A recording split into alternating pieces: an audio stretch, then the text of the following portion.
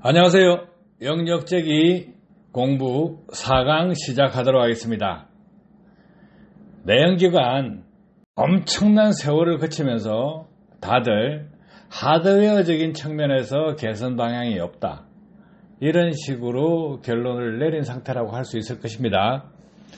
그 이후로 소프트웨어 측면에서 기술 개선을 꾸준하게 하고 있을 것입니다. 또 그 단계를 지나서 인적 요소 기술을 가미해서 도로 상황에 맞게, 도로 구배에 맞게 자율주행을 할 수 있는 단계까지 가고 있습니다. 그런데 그 모든 기술들이 내연기관의 하드웨어적인 측면은 개발이 끝났다, 더 이상의 틈새 기술이 없다 해서 20여 년 전부터 소프트웨어 측면을 상당히 개발을 많이 했습니다. 그 이후에 또다시 근 10년 전부터는 도로 구배를 반영하고 적재량을 반영해서 최상의 연비를 만들어낼 수 있는 소프트웨어 측면도 기술 개발이 계속 진화하고 있습니다. 그런데 다시금 엔지니어라면 되돌아봐야 할 것입니다. 기술 개발을 멈추는 엔지니어는 영혼이 없는 삶을 사는 것입니다. 분명히 하드웨어적인 측면에서도 상당히 빈틈이 많이 있을 것입니다. 오른쪽 사진에 보면 수입 자동차 디젤 엔진, 국산 자동차 디젤 엔진, 흡기 매니폴드 및 EGR 냉각 장치 안에 벌집 구조로 생긴 그 구멍이 카본 슬러지로 해서 다 막히고 있습니다. 이것은 엔지니어들이 반드시 해결해야 되는 부분인데 왜 이것을 해결하지 못했을까? 의구심이 들지 않나요? 과거에는 EGR이 없었습니다. 그래서 배기구로 매연을 그냥 뿜었죠. 자, 환경 때문에 매연 나가는 것을 막아준다 해서 필터링을 한 것입니다. 필터를 달고 막아놓고 포집된 것을 태우고 매연 발생량을 줄이려고 하는 것이 아니고 이미 발생된 매연을 후처리하는 공정만 기술 개발에 집중했다는 것입니다. 그러면 엔지니어라 그러면 이렇게 엔진 내부에서 발생하는 매연을 어떻게 하면 줄일 수 있을 것이냐, 연소 효율을 어떻게 하면 높일 수 있을 것이냐, 이 부분에 크게 신경을 쓰지 않았습니다. 왜냐하면 실험실 조건에서 운행을 하게 되면 부하 변동량이 거의 없어요. 거의 없기 때문에 매연 발생량이 최소로 나올 수 있습니다. 그런데 실제 실도로 주행에서는 운전자의 운전 습관이 가미되고 도로 구배가 가미되고 운전 패턴에 따라서 불안전 연소가 상당히 많이 일어납니다. 해서 배기구에서 나오는 배기가스를 재순환한다. 왜 재순환을 할까요? 연소실 온도가 높으면 질소산화물이 나오기 때문에 그것을 배기가스를 흡기 쪽으로 재순환시키면서 연소실 온도를 낮춰서 질소산화물을 줄여보자, 이렇게 한 것이죠. 너무 쉽게 접근한다는 거예요. 엔진에서 배기구를 통해서 나오는 배기가스, 터보에 터빈을 돌리고 나서 DPF 통과한 다음에 이것을 EGR 냉각 장치를 거쳐서 흡기 쪽에 엮는 방식, 이 방식이 있고 또 엔진 배구기에서 바로 넣는 것을 흡기구로 바로 넣어주는 방식이 있습니다. 어떻게 하면 연소실로 들어가는 카본 슬러지를 줄일 거냐, 이 부분에 대해서 고민을 너무 단순하게 했다는 거예요. DPF를 통과하면 당연히 이송되는 배기가스에 카본이 거의 없을 것입니다. 그러면 엔진에 카본이 낄 일이 별로 없어요. 그런데 문제는 뭐냐면 DPF 안에 카본 포집량이 급격하게 늘어나고 포집된 카본 슬러지를 태우기 위해서 연료 사용량이 또 많아진다는 거예요. 그러다 보니까 DPF 전단에서 흡기구로 돌리는 것입니다. EGR 밸브를 열고 냉각 장치를 거쳐서 흡기 쪽으로 옅어 보니까 결국은 카본 슬러지가 흡기구에 엄청나게 쌓이게 된다. 또 EGR 냉각 장치 속에 카본 슬러지가 많이 뭉쳐진다 이거예요. 많이 뭉쳐지는데 자동차 메이커에서는 원가 절감을 위해서 어떻게 합니까? 플라스틱 재질로 만들겠죠. 그런데 플라스틱 재질도 고열에 녹아버린다는 겁니다. 카본 슬러지가 온도가 높으면 또 화재 위험성을 가지고 있고 불이 붙고 또 일부 자동차 메이커에서 생산하는 차량에서는 화재로 이어지기도 합니다. 그런데 초기 단계에서는 냉각장치 안에 구멍이 작았어요. 문제가 생기다 보니까 또 키우죠. 막히니까. 자, 키운다고 해결이 될까요? 근본적으로 접근해야 될 부분은 무엇이냐 하면 엔진 배기구에서 나오는 배기가스 속에 카본 슬러지가 최소화되어야 된다 이거예요. 실도로 주행해서 카본 슬러지가 최소화되어야 되는데 그렇게 만들어내지 않았다.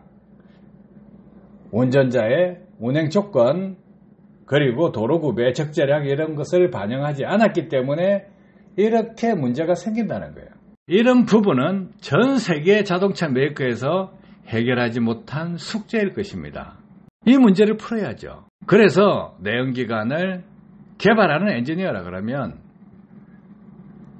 더 이상 개선할 것이 없다가 아니고 이런 문제점이 있기 때문에 이 문제점을 어떻게 해소할 것이냐 개발했어야 된다는 거죠. 안 했지 않습니까?